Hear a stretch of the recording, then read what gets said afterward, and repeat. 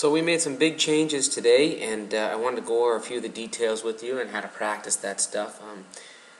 And I'm going to give you some pictures of the new grip that you have. I didn't take a video, I actually have pictures, so I'll attach that to a file in your email. But the first things first is we had to make sure that your grip was a little bit more on top of the club. So what we did is we actually rotated your hands just a little bit this way. So before you had a little bit too, or you had a little bit too strong of a grip, which means the hands are rotated a little bit too much to your right. I mean, on the screen it's to the left, but it's to your right. So we wanted to rotate them the opposite way a little bit to the left. Now, you made a fun statement saying that I just have to follow the 8 on the grip. Now, there's some lines on the grip that you have there, some arrows and some lines, stuff like that. As long as you keep yourself in line with those, I think your grip should be just fine. The one thing we want to avoid is before you're taking it back, we want to make sure that it's not going too much to the right.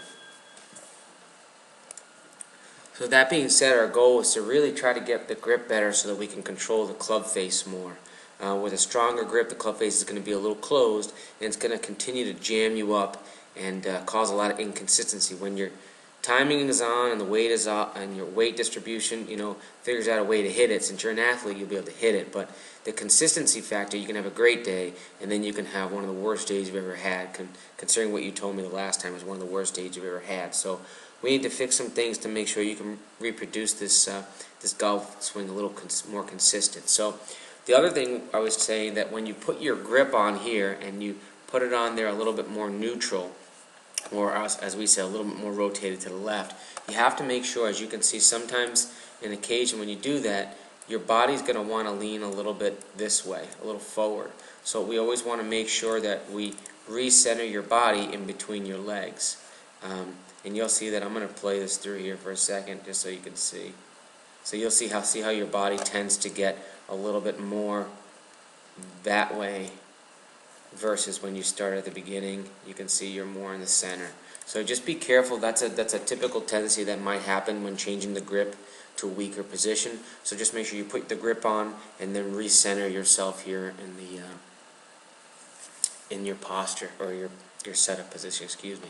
So then our goal here was we put a club on the ground, maybe a couple inches off your right foot here, and the goal was to try to swing the club back, match up the shafts, and try to keep the club in the toe-up position, so up in the air, versus having the toe down, pointing down to the ground. And that almost for you felt like you're actually rolling your wrists a little bit, up in the air, so more up in the air.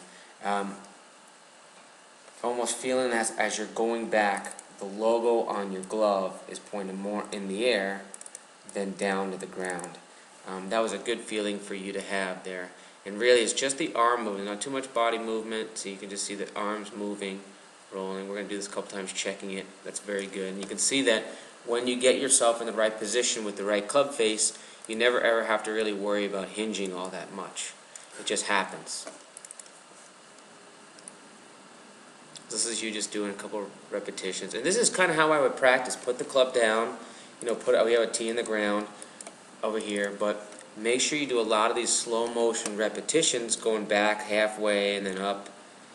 And again, you can see that there you're a little bit forward, so make sure you bring yourself back this way into the center of your body.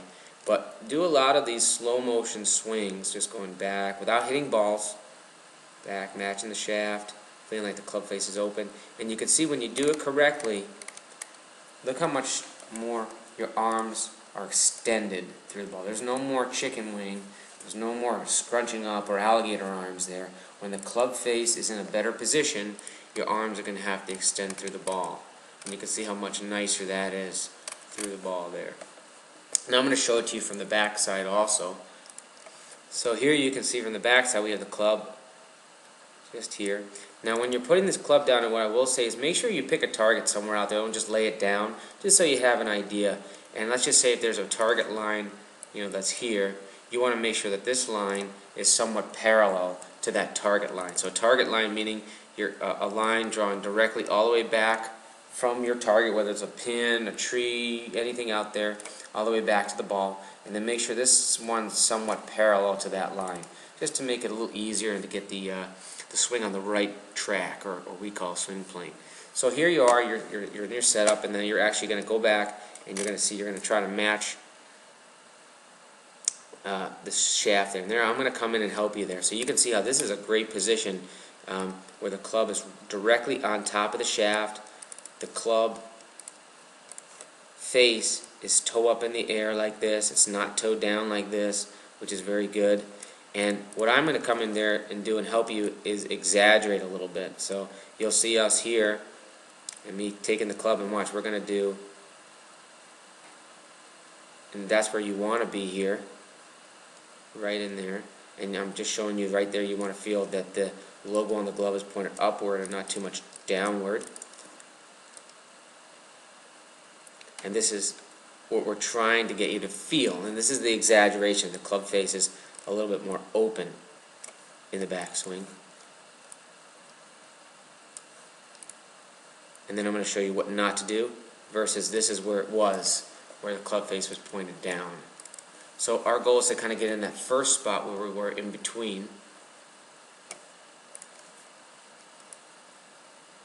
And then I just show you there. And so we're trying, you can really see us trying to exaggerate the club, feeling a little bit more open this way versus closed. And you're going to do it again, so you'll see it. So you trying to feel like it's open, and you can see that clearly it's just nice and square. It's not open, it's not close, it's just nice and, we call square or straight. That's what we want. Right there, good. Now this one, I think you just make a little swing here. That was great, look at that. That's really, really good. Goes back, nice hinge. Now when you come down, watch what happens. Club can go through, and there are your arms, nice and extended like we saw from the other view. So what I would tell you to do, the next, I saw you come out and practice the other day, and I'm sorry I didn't get this video to earlier, but take 2 to 3 practice swings just doing the backswing and trying to match up the shaft and the club face. Then take one going back and then through, and then put a ball on a low tee, maybe an 8-iron, and then make the swing through.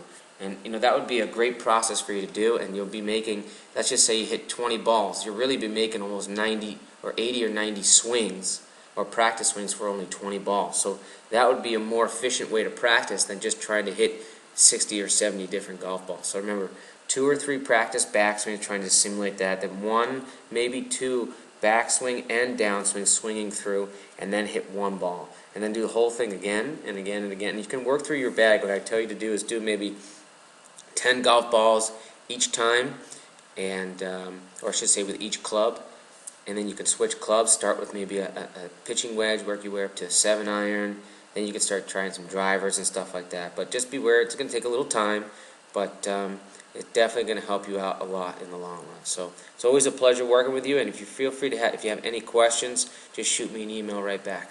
Thanks, and talk to you soon.